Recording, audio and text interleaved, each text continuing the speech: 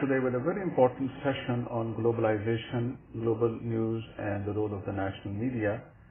We just want to remind our viewers that we had talked previously about the new Muslim media, then we had a special panel on the new international media, and today we're going to talk about the possibility of a global media.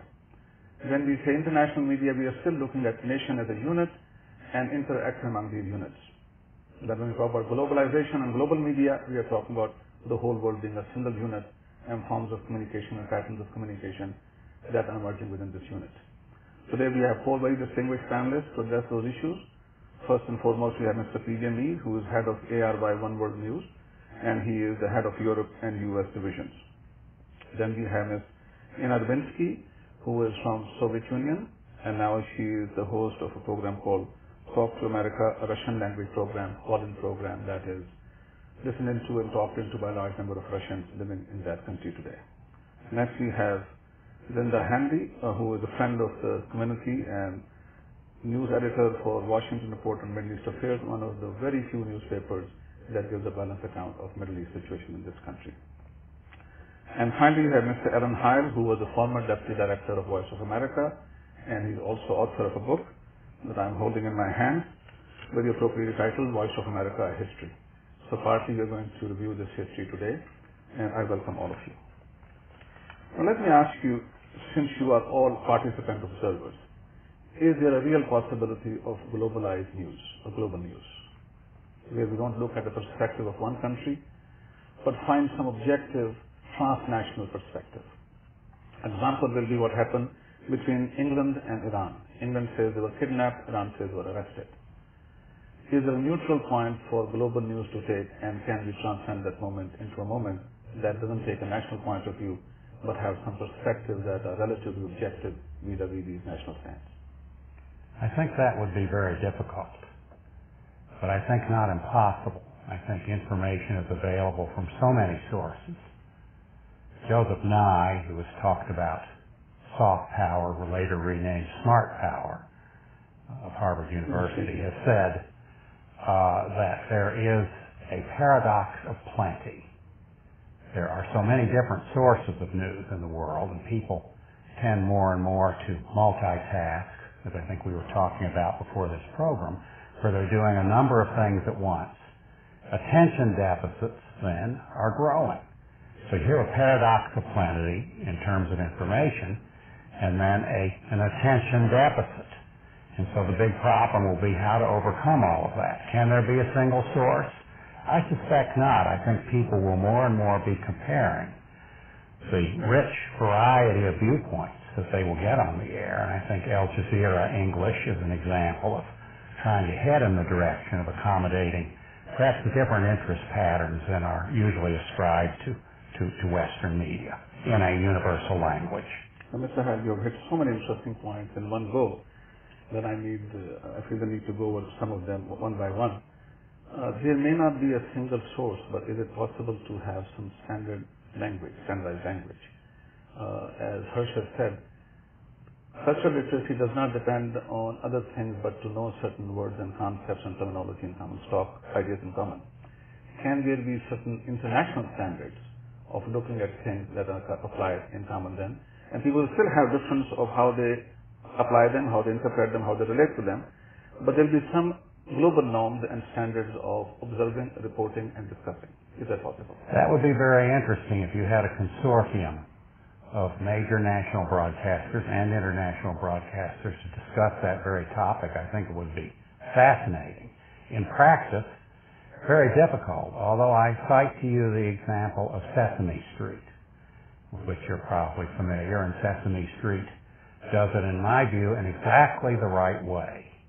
The Sesame Street producers go out in the field, as Gary Knell of that esteemed organization has told us, and they consult right at the very beginning with the producers in a particular country. And therefore, they adopt the terminology that that country has before they co-produce the program with people in other countries, providing the funding and sometimes the resources. So consequently, you have a program that really fits, is watched by kids, but believe it or not, there is a huge overlap audience of adults. I heard, for example, that 180 million viewers in India watch Sesame Street as a result of this collaborative process. We would hope that in international broadcasting and in national broadcasting that more and more there would be the cooperation and the listening and the co-productions of programming on television as well as radio. Again, that's a very interesting point, but I understood you correctly. That is renationalization of a given message. You take a message and you repackage it along with symbol system of the local culture to make it more understandable and more acceptable. Yet the vision, the primary message, the insight is very national and specific to one culture. What I'm saying is it possible to go to a second level? Let me answer the question away. Is it possible to denationalize news, where it's not produced from the perspective of any one country? No, I don't think it's possible. I mean, in theory, it's a fantastic idea, but I don't think it's practical because, number one, you have to, with the international structure as it stands, you really have to restructure the whole thing again. And coming to your original question, that perhaps when we were talking just before the program about these sailors, but the British sailors being caught out and the world media reporting it. Everybody, I agree with Alan, because until and unless we don't have a variety of reporting, then you don't get the right perspective, because everyone has a different angle towards it. I mean, if the sailors were caught, perhaps by Iran, Iraq might have a different angle. The United States might have a different angle. Britain might have a different angle. So different kind of reporting, again, give you a better perspective of understanding of what is actually happening. But if you have one source, then I'm afraid it's just going to be one news. And one news doesn't suffice in the present moment. Why does that have to one news or one source? Why it is to have pluralism placed beyond nationalism? Can we think of pluralism beyond nationalism? That's the question I'm asking. Otherwise, we'll be asking for representation of everybody's thought in a single, standardized, fixed, and forced idea. I'm not proposing that. What I'm saying is media pluralism beyond nationalism possible? And maybe you can go to Russia and see if there's a lesson to be drawn from Russia. Sure, I'd be happy. I'd like to elaborate a little bit on what Alan said about success of Sesame Street. What we observe here is the success of introduction of American notions that did not exist in the countries where Sesame Street took roots.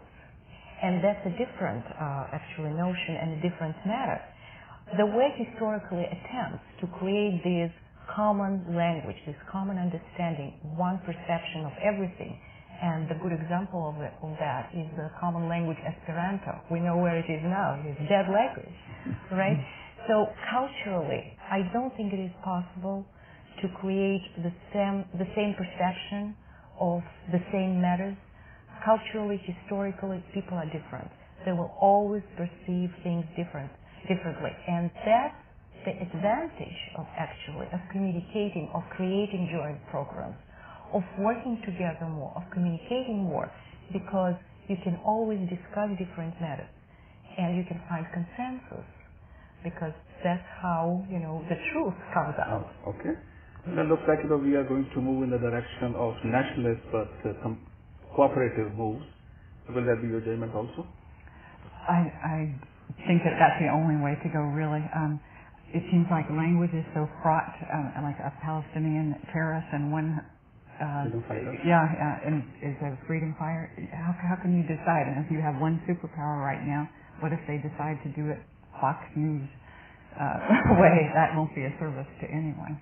So if that being the case, then it seems like we need to talk about patterns of flow of information among countries. And I was very much struck by something you had said in your book, so if you allow me, I'll read it very quickly to you and to the rest and make it the basis of our discussion. This is your chapter 14, in which I'm very glad you're sitting next to me. You said, to the roof of the world, the Tibetan service miracle, and then you quoted the Dalai Lama saying, the launch of the Voice of America's Tibetan service was like daily medicine. For the first time, Tibetans were able to get an alternative perspective on issues that had a direct bearing on their lives. I would like to ask you, do you think Americans get an alternative perspective on their lives on a daily basis?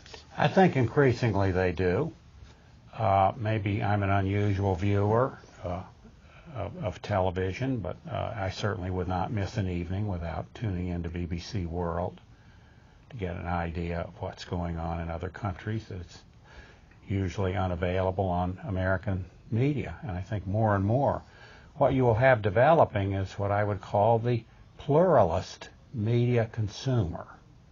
And I think more and more we will see in the coming years with the advances in technology and the increased information available. Imagine 10 million new people online in India every month. Imagine a tiny, impoverished West African country named Gambia where more than half the people have cell phones. So I think more and more these alternative sources of information are going to become available within any given national information space. And therefore, increasingly, people will be better informed and will expect to get their answers from different sources than their own national media. Mr. Heil, I understand and I agree with that, but that is true of other countries. My question about the United States. For instance, if you look in Africa, now we have what is called 3 ± 1 language rule. People end up either with 3 languages or 4 or 2 languages. The United States is one of the few countries moving in the direction of monolingualism. You should look at other countries which are relatively closed societies. U.S. made it its business to beam messages into them, to open them to international, competing, pluralistic news. Where is the reverse order of that information flow? Well, the reverse order, you see, I mean, if you go back into World War II, Dr. Joseph Goebbels is a prime example of that. I mean, his broadcasts to the West were in English, and he wanted to make it a point. And Adolf Hitler, of course, he was following his policies. And then in the same breath, if you look down at Pearl Harbor, I think it was just a matter of, 43 or 49 days before the Voice of America started operating. And the Americans actually wanted to have the voice there outside as well. So this media war or communication war has started, I would say, in modern times during the Second World War, and it has continued. And even in the Vietnam War, we've seen Ho Chi Minh City having their own, radio broadcasts in English, telling the American soldiers that, you're doing this wrong, you're doing that right, and so on and forth, and vice versa, Voice of America retaliating to it. Now, all this has continued because where it matters, the universal language will be used, where it really actually matters, to home in a political point, home in an ideology. But where it matters as a general news, I don't think that is going to be effective. You see, if you look at, for instance, Iraq, or you look at Pakistan, you look at Bangladesh, people are listening to 3, 4, 5, 6, 7 different channels. So the media literacy is far higher and far greater, and that is being guaranteed by programs like Ms. Dubinsky's program, where there is a specific technological beaming in of these messages so people call and listen to it. On the other hand, I teach at a university, and I think I can give you some sense of my sampling of my students. They hardly listen to one single source.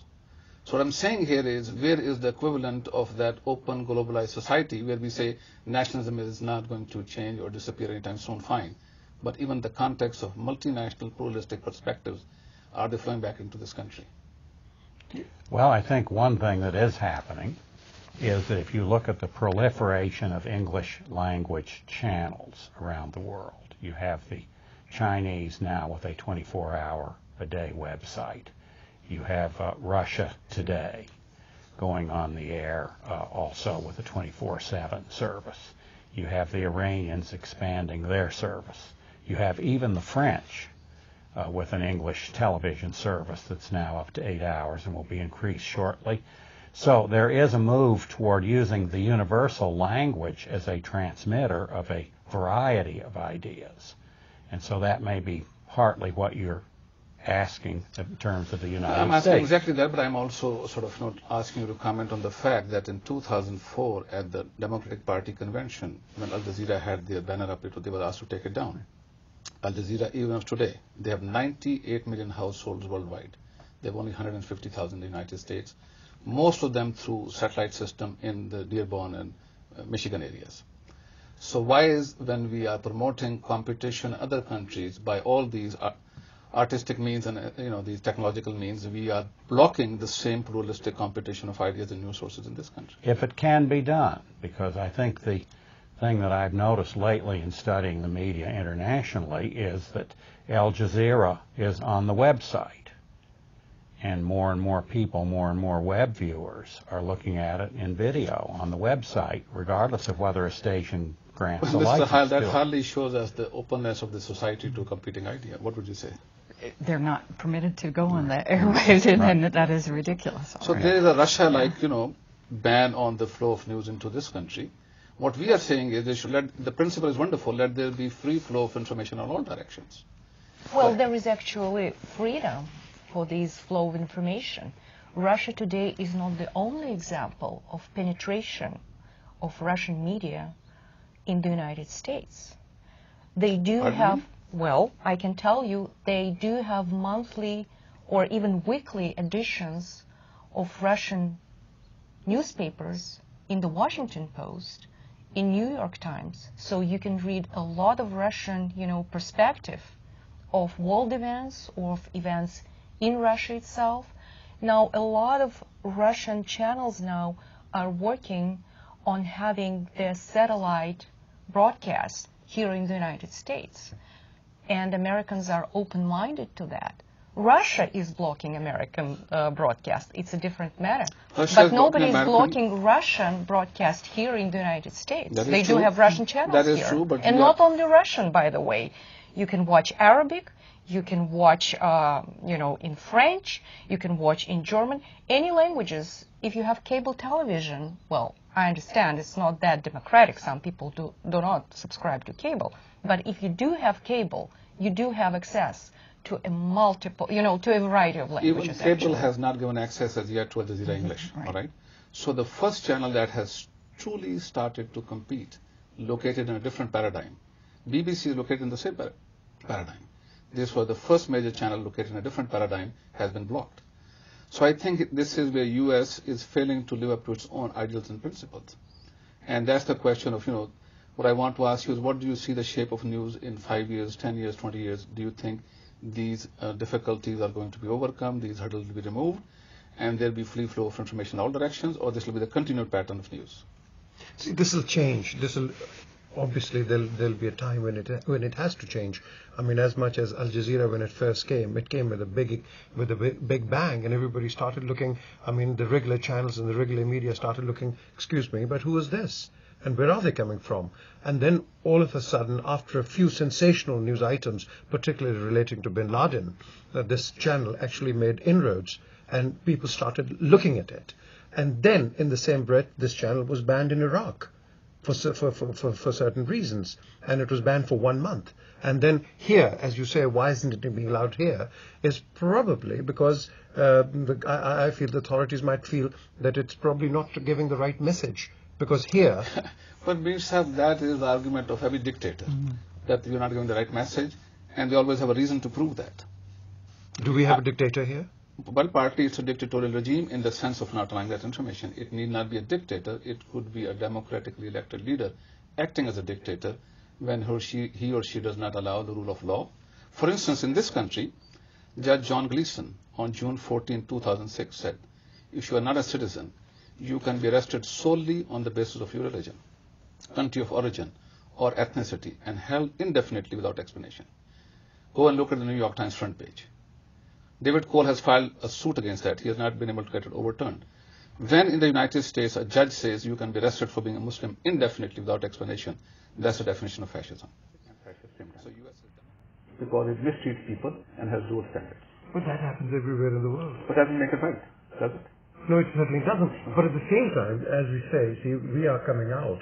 I mean, our minds are developing. I mean, today we are thinking about the same world where we were fighting each other, and today we are calling it the global village. So the mindset is changing, and the mindset has, I'll say specifically, changed probably more after 9/11. And prior to that, nobody was even willing to think of a change, because everybody was so set in their own views whatsoever. Then all of a sudden we see this new change in the global order. And I think... Well, that's a fair enough argument, but I think the global village makes demand on us for being the global village. There are certain expectations. If we are going to look at the whole globe as a single unit, then there are certain expectations in terms of knowledge production, news reporting, and competing systems of idea. If we can't go beyond nations, then there has to be an equitable distribution of news among the nations. Yes, but you'll still keep your own identity. I mean, you have again a prime example, even when you speak of the global village of the European Union. I mean, European Union, they're all the same, but at the same time, the media in the Union works independently of each other. No, I'm not asking for a single, excuse me, I'm not asking for all media to become one and there should be one single news item. And, no, I'm not saying. I'm saying two things. Can we go beyond national perspectives on news? If we can't, then can we make sure that flow of information every direction is open? No, I don't think we can go beyond because every country That will granted. That will granted. So now the next question is, can we have equally free flow in all directions? I'll tell you, I think the internet is going to provide that free flow. If you go to googlenews.com, you have access to 4,500 newspapers around the world. And that's blowing the doors open. Choice is yours. Exactly. And besides, technology develops in leaps and bounds. We don't know what will be invented tomorrow besides internet, because there might be ways found to block internet access. And these examples we do observe in China, or Russia is planning a new law now. But I wanted to comment on your definition of America as a democracy and as a fascist state. I disagree with that. Please. Democracy is not a final destination. Democracy is a process. And certain individuals do make mistakes.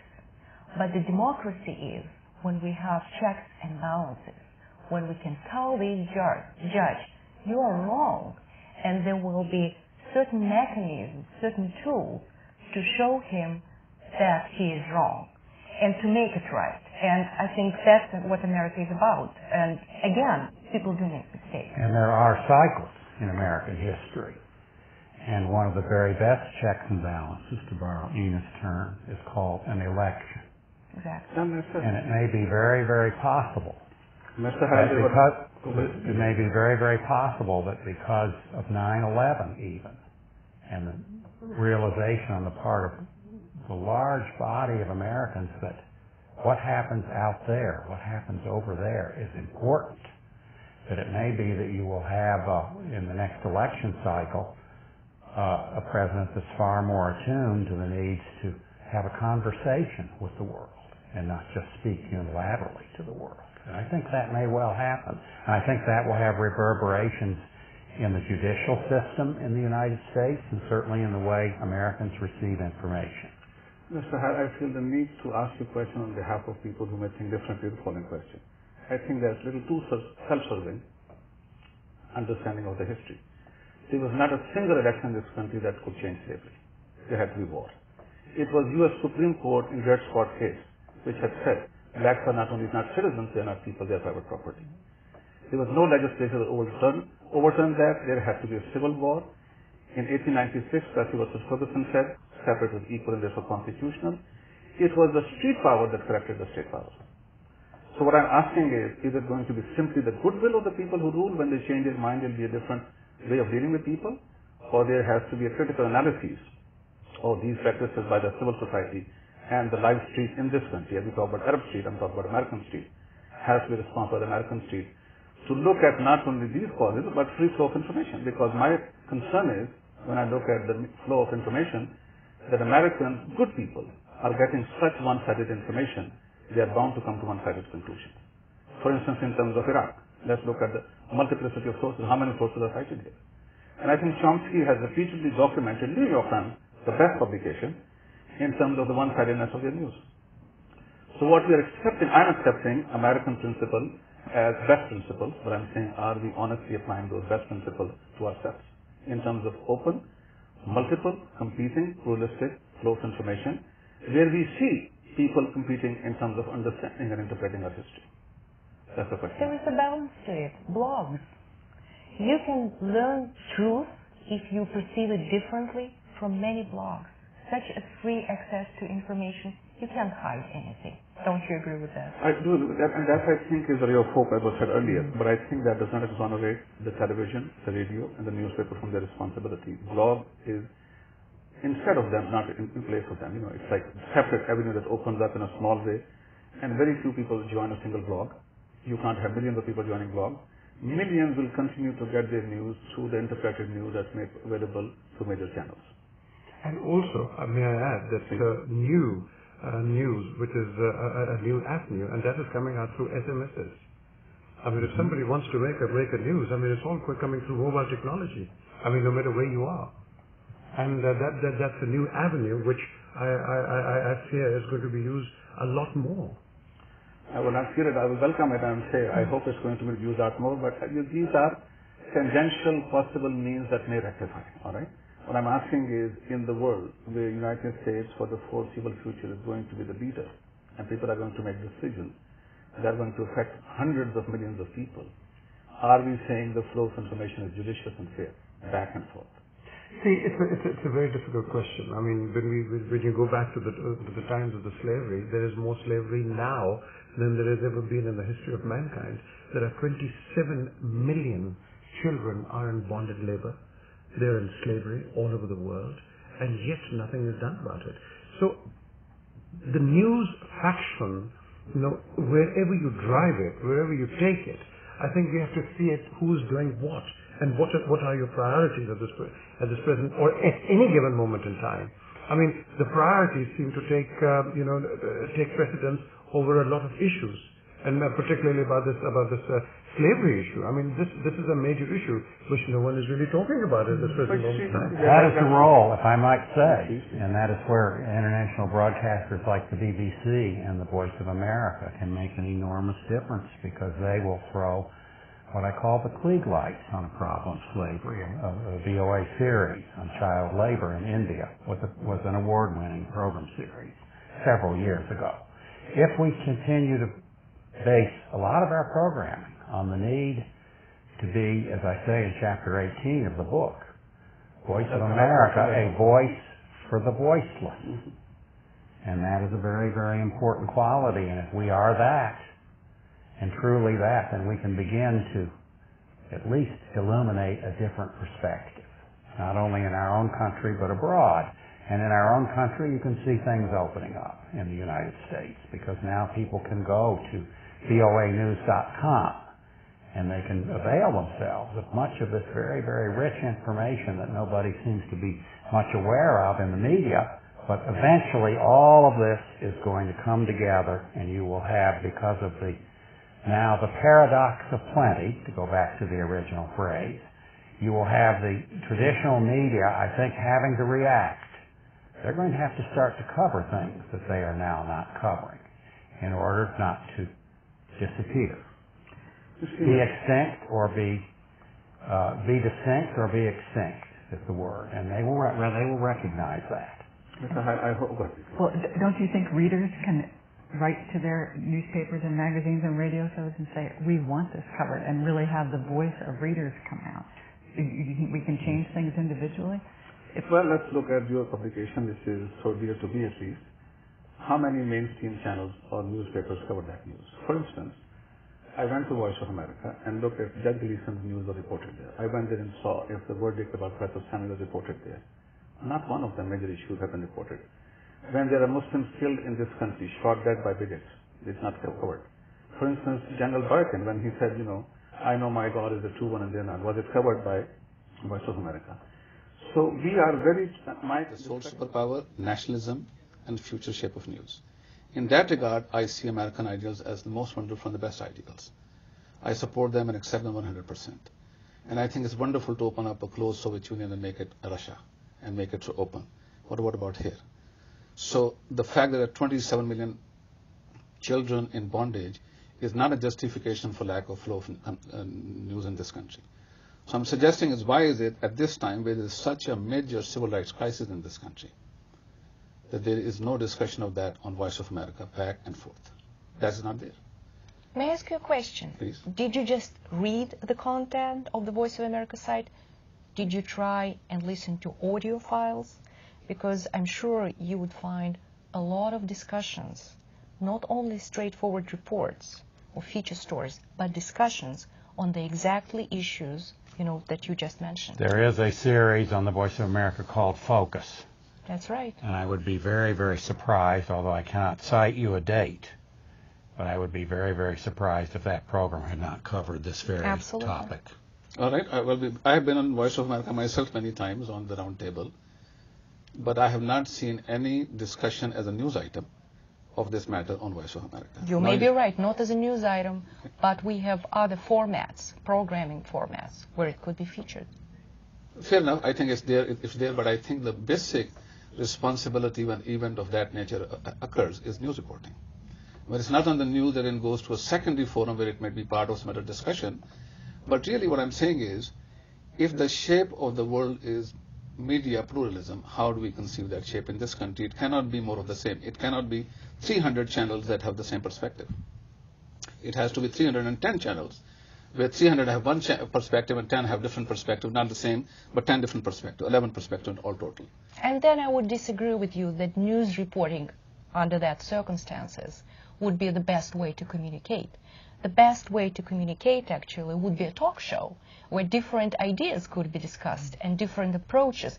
That's how you achieve pluralism of opinions. That's true. But first the documentation of facts has to be done, which is news, and then discussion, which is different perspective on the news. So if we make it disappear, or as Chomsky has very correctly pointed out, when some unpleasant things happen, they are reported once in the New York Times and then disappear from the institutional memory.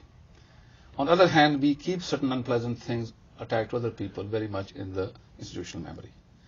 And therefore, the one question that I think, again, was very much in the context of the global media is, each national media has an associated institutional memory. And when we report based on that.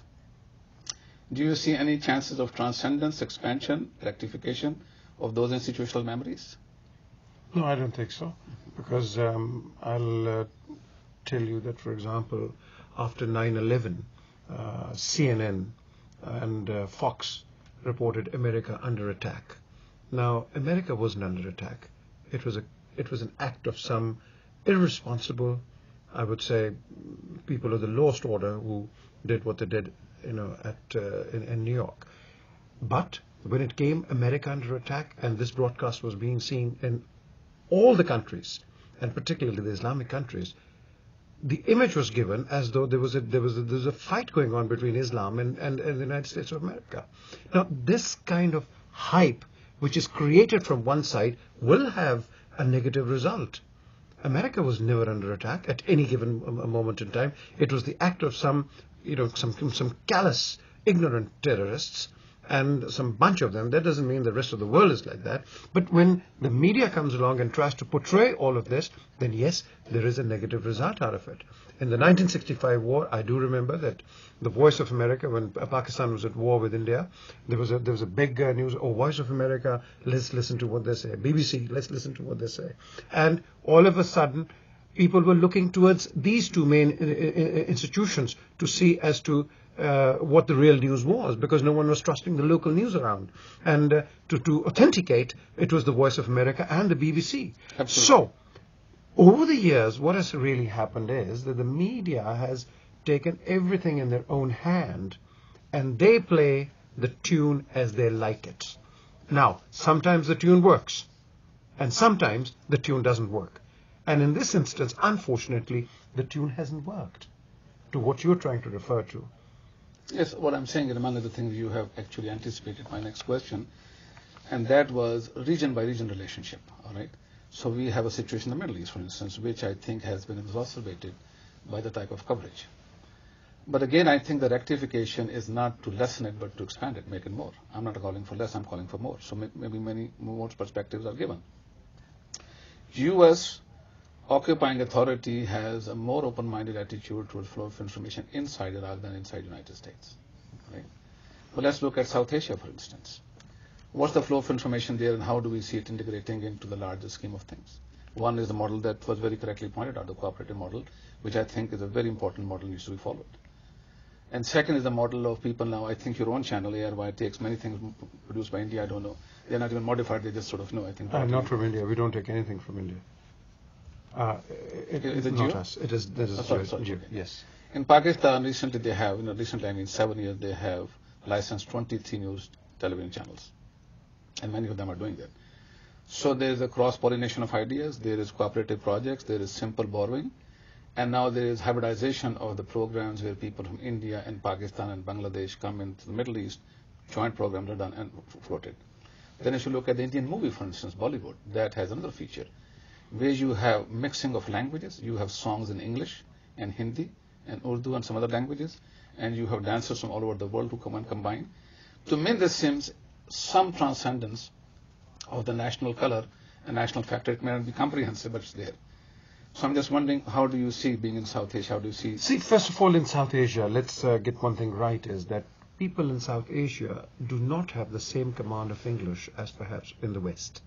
It is not a language. It is a multiple of languages, which float around in that part of the world. Now here, what I would say is the choice of words has to be very carefully chalked out. I mean, when you immediately use a word, I mean, like I'm here now, and what I'm seeing on Fox, terror alert 1, terror alert 2, terror red, and this and that. Now this gives you an unnecessary hype. It's not an easy or a comfortable thing, not even for the Americans, let alone for somebody from outside. So it gives you a very uneasy feeling. Now these are the kind of words which should be carefully sorted out, thought about, and then put out. Because words can play a major important part in, I would say, alienating each other. As you say, even in regional areas, it really bonds people. But it's just a choice of words, and I think that really needs to be looked into. Choice of words? Well, I think the fact that you mentioned Bollywood, it is really fascinating, and I really like that idea. And actually, this intermingling of cultures, we do watch it and hear it and listen to it every day and every time, because a lot of things, good things, advanced things that develop in one part of the world and then come to the other part of the world can be just adopted in the original language. It is easier to use, let's say in Russian, a lot of English terms for business. It's easier just to use them as they are instead of trying to explain them in long sentences. Mm-hmm. So this intermingling or introduction of foreign languages in other countries, it's a normal process.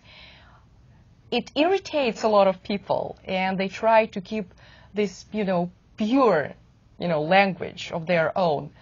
But it doesn't work always to their advantage, I think.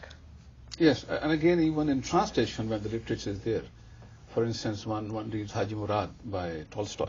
That's right. Even in English, you get that sensibility of a profound mind at work, looking painfully at these very, very complicated relationships, sense of the self and the other, and grades of the other, and you are continuously in thought of the other. But that is the treasure that we have all in common. And I think translation makes it possible for people to claim that treasure in common instead of saying, this is only Russian literature, it becomes world literature. But that's what I'm saying. We see movement in literature where we go from national to truly global, where once you understand the message, you are fascinated by the imagination. Last night I was translating poet philosopher Iqbal to somebody, and he was saying the person who is thankless is the one who is lost in the universe. The person who is really one of faith, he is the one in whose consciousness the universes are lost. And my friend said, how does a poet come to that conclusion? How do we recognize the breadth of the consciousness that can take cosmologies into it? But it is by just being able to understand that we share that. But that is not happening so much in the media. That's a language question. But that's the trickiness of an intelligent mind. You can have all the same words, but you can have different contexts. Oh, absolutely, absolutely. But I think it's, again, not to say that everything is going to become one, but continue to look at the progress. This is a progress report, in a way. We're looking at our own progress or lack thereof and say, where have we come so far in terms of language, in terms of content, in terms of design, format, addressee, all of those things, and what changes have taken place, what changes need to take place. And sometimes it's just the sense of alienation that makes a big breach, and then it becomes very difficult to bring people together. And sometimes it's the need of the Chinese government just to have the word apology in the letter issued by the United States, all right? And that rectifies everything. So we understand that, but we are also looking at the larger forms and shapes of that.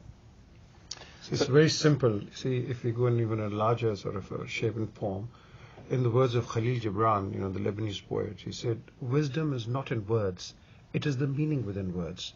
And if the meaning is simple and straight, the message homes in much more quicker. And that is the need of the hour.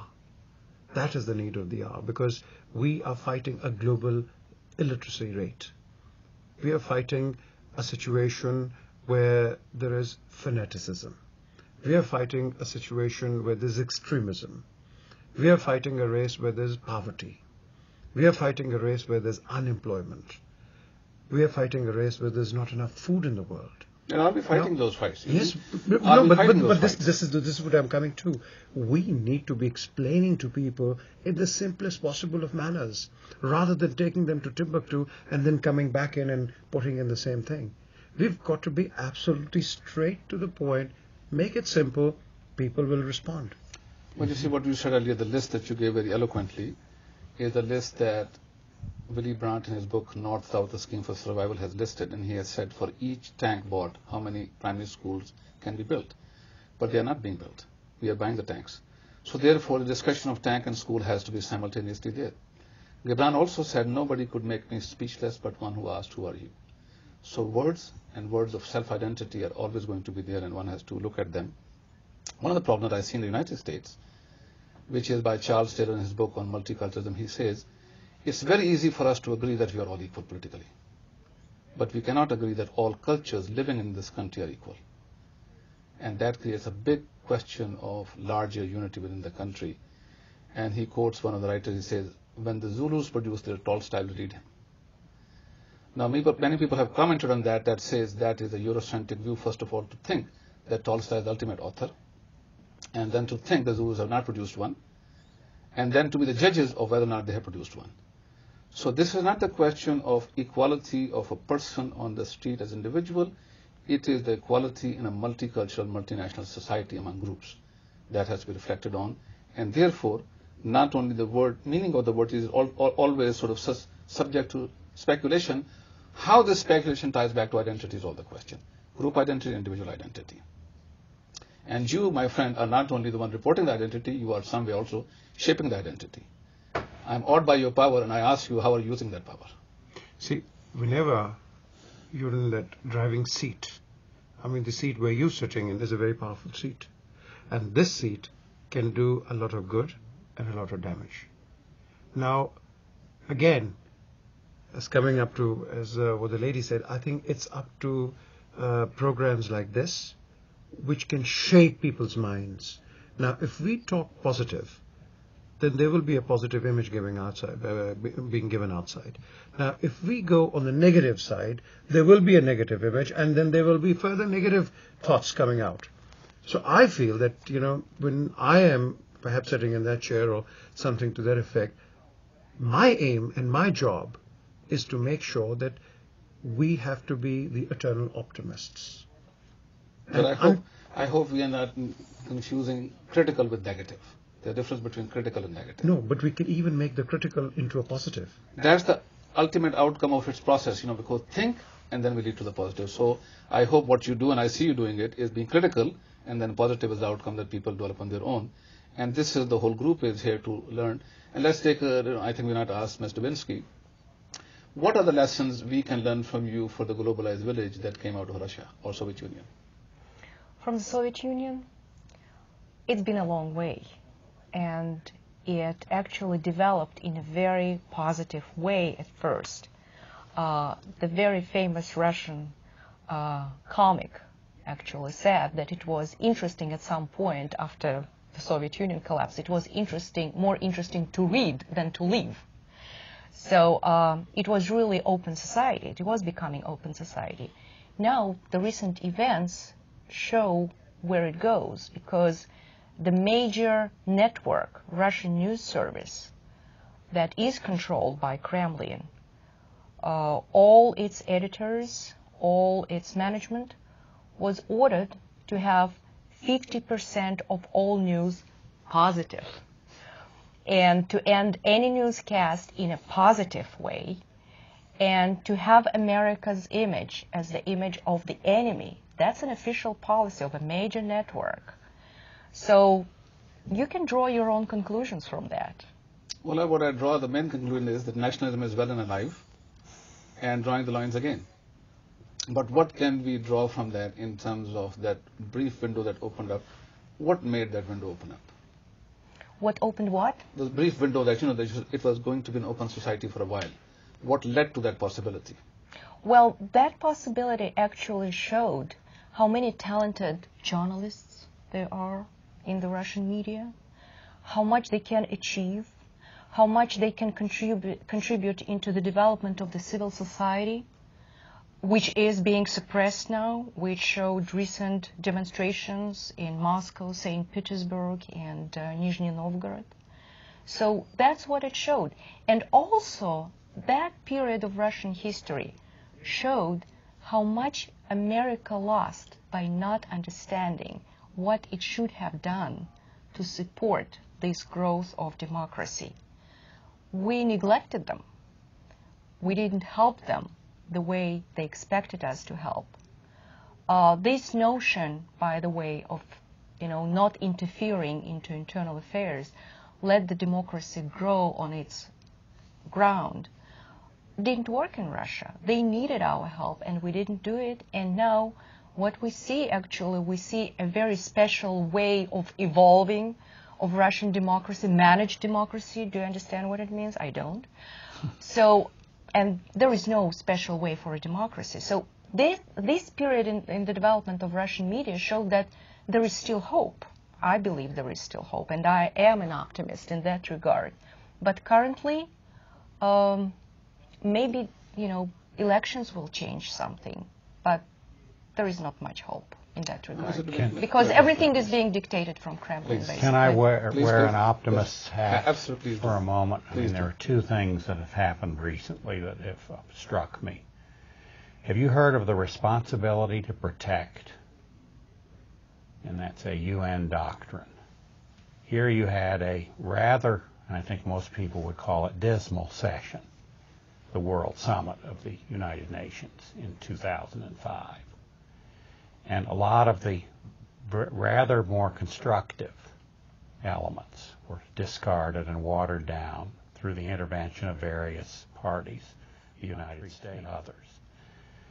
But they all agreed on the basis of Darfur, of the Rwanda genocide, of the events in the Balkans.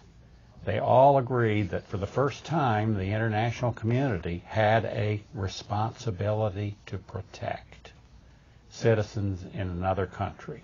The first time that the wall of sovereignty erected in 1848 was broken and chipped back a little bit. Now that says to me that there is a broad awareness and support among both the Western nations and the United States and other countries of the necessity of trying to intervene and rescue people who are in dire need or whose entire civilizations are at risk.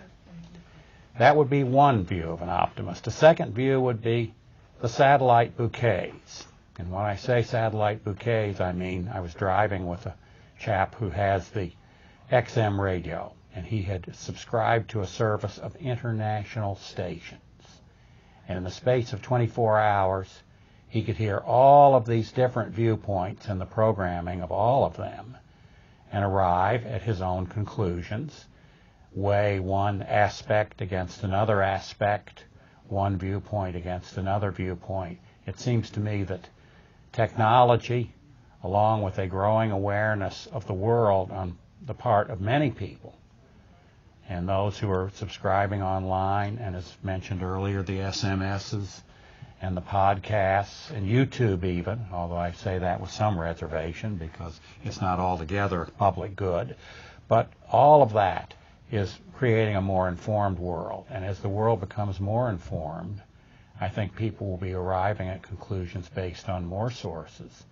And I think the trajectory is only higher than it was 10 years ago. And I imagine in Russia even that could be a factor, although Russia is tightening up the flows of information into the country. I can't believe that somehow, as the street demonstrations of late have shown, that there is a latent desire not to leave the world entirely, despite the authoritarian, increasingly authoritarian Kremlin that we see today. Mr. Heil, your optimism is quite contagious, and I feel optimist also. But my sense is that the basis of this optimism are rather too vague and general. What she said, Ms. Dubinsky said, and what you said, I think, needs a little more reflection and a little meta-analysis. Ms. Dubinsky said the idea not to intervene. And then she said they need our help. And what you had said, the world community had decided not to leave it open. I think there is a general agreement, and there have been, I think, some Harvard scholars who have said, we need to redefine the notion of the state in the 21st century.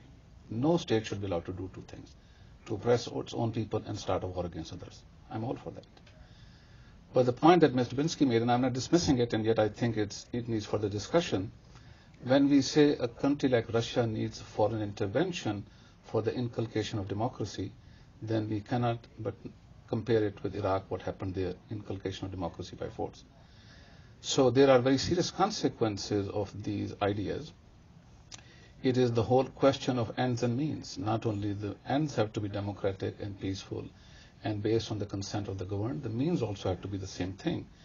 So when we say we will not allow, for instance, none other than Henry Kissinger in his book, Does America Need a Foreign Policy, has said, U.S. should not submit itself to the universal jurisdiction of the international law, criminal court, international court.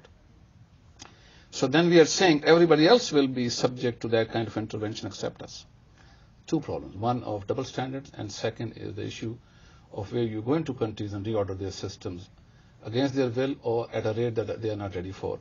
And I think there are consequences for that. Then what results is not democracy or liberation. It results in occupation, interference, and further polarization of the world. How do we deal with that? And what's the role of the media in the middle of this thing? Because media has to take a position on this approach. Well, I think media, if it's the kind of media that many of us idealize on this panel, will be a media that will be critical of the United States, will be critical of its double standard in this case, and allow people to arrive at their own conclusions eventually. The pendulum will swing, and the United States, as we see now, really, I think I can say in the debate on the environment and global warming, you see a real sea change in the United States in viewing that, at least in the public mind as well as in the official mind. On that critical and positive note, let's take a break. We'll be back after a brief intermission. Thank you.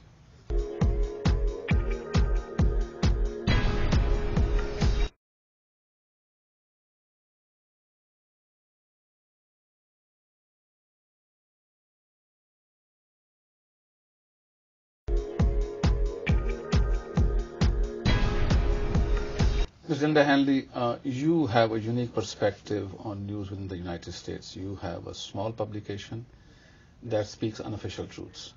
Tell us what's your experience and what can we learn from your experience.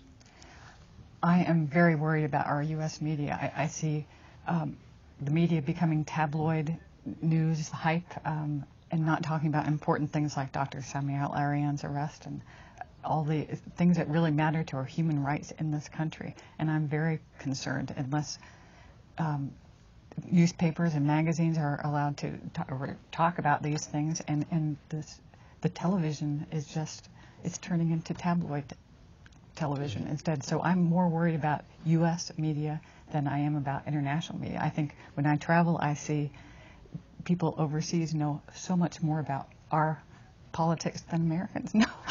I think we have a very informed global community, and we have to work on this community in the United States. And I think partly that can be just very quickly reviewed by looking at the format of international news on ABC or CBS or CNN, and we can see how much general international news is there. But let's end it on a positive note, because that's the end result we want. We'll start just any direction, anybody can jump in. You know, what is the shape of news we see in one generation, 25 years? And what do you think will be the nature of flow of information globally, in your judgment? Anybody? See, it all depends. Like today, as you say, 25 years on, the world is a changed platform. And we call it a global village. Today, I feel that the media, if it has to play an important role, it can certainly play an important role by being absolutely targetive. And by that, I mean, for example, they have to go after policymakers. The actual policymakers. I mean, for example, one Mr. Wolfowitz, who's deemed to be seen as the architect of the Iraq War. I mean, if somebody had just targeted him and started putting questions to that moment in time, things might have been different, because then perhaps he might have advised something else to the president. So we need to target such important people that, excuse me, before you come out and with some sort of a policy, which might be good, which might be bad, but let's work it out in the public domain. Let's discuss it here. Let's talk about it. And then, fair enough, do what you have to do. So that is the line I feel that the media, international media, should be doing throughout, because they are the people who really matter. More discussion, more critical analysis. Yes. Well, my vision of the future media, because I'm a strong believer in democracy in process, is that commercial media will be declining and national public media will be re-emerging, because national public media can bring to the public what it actually needs and strives to learn internationally, locally, nationally. Commercial media shows and tells what sells. And national public media does what journalistic integrity and pluralism and unbiased approach takes. So that's my vision of it. Just to understand you correctly, Ms. Dubinsky, will this national public media be funded by taxpayers? I believe so, because democracy in process means stronger civil society. And as people become, more powerful financially, socially, emotionally, in all regards, so they will be more willing to fund what actually speaks to them, the language and the content that they would like to hear or to see or to read. My question is, won't that turn journalists into government employees and create a consequence of its own? It's not the government. It's two different things. Public and government, it's different things. All right. Is it like Voice of America is public or government? Voice of America is the United States federal government radio and TV and actually internet, multimedia station. It is being funded by U.S. Congress. We do not depend on any, secretary or any ministry or any agency. We are a separate entity, but it is still funded by U.S. Congress. National Public Radio or National Public Television, what the source of its life and well-being is. So it's different things. Okay, that's a very good distinction. Thank you. Thank you. And I would hope that citizens pay more attention to the media and fund media themselves and complain to the media when they see something wrong or that they don't believe is correct. And I'm thinking that perhaps media, non-profit media is the way to go, because if it's profit-driven, then they are looking for the bad news or the hype or the Anna Nicole's father of her child and stuff. Try to get non-profit funding and real news out there for readers and listeners. So the issue that Mr. Mead was saying, the issues of poverty and hunger and unemployment. And the important stories instead of wasting our ears and our eyes on garbage. On Anna Nicole Smith. Yeah.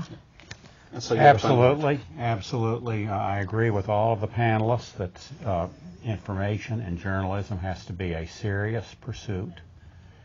It has to be, I think, a non-commercial pursuit, as has been so eloquently said. And it has to be journalism of inquiry.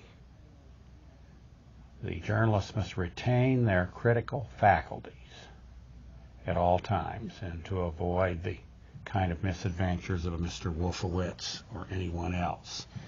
You cannot permit the officialdom to unchecked move ahead on a path that may lead to disaster. There should be enough voices questioning it, and it's the duty of the media to be that strongest voice. I'm reminded of a story, by the way. I see you looking at your watch. No, I'm saying, please. I said, please. I didn't look at my watch. Well, I'll try to make it quick. There was a Washington Post editor several years ago who assigned a young intern to cover a ceremony at the Vietnam Memorial on Memorial Day. And she said, well, that's fine. I can get the text, and I can get past stories from the internet, and I'll weave everything together. And the editor said, no, you won't. You will go there. So she went there, and it had rained the evening before, and the raindrops were rolling down the edge of the monument. And there was a woman stooped right in the middle where you had the most names, the towering names, the casualties in the war. And the woman was stooping down, putting the bouquet there, and then she turned to the reporter and she said, "Do you see those drops? They're tears." Now that story would never have been possible had someone sat in a swivel chair and hadn't asked the ultimate question. But I submit that any reader of that story will remember it 10 years from now, and it will sink into their consciousness, and it will certainly enhance the human spirit. And that's what it's all about, enhancing the human spirit through information. You are such an eloquent storyteller, Mr. Heil. It's a pleasure to have you. I've been in this country for now 35 years, and the longer I have lived in this country, the more I have fell in love with the ideals and principles of this country. And the more I have fell in love with the ideals and principles of this country, the more I have felt the need to stand up for the principles, to challenge authority, to think critically. My teacher, Arthur Quinn, used to tell me that the freedom of expression is not based on the obligation to be right, but the latitude to be wrong. So freedom of expression, pluralism, multitudinous attitudes, multi-perspectival writings, all of these things are that make a civilized community. This is a discussion from a loving heart, but with a critical eye of looking at America itself. While it shows light to the rest of the world, it must also see the same light. It must open up, and it must end oppression of Latinos, of Muslims, of Arabs and other communities in this country. It cannot be a just leader to the world if it's not just to its own people in this country. On that note, I thank every one of you.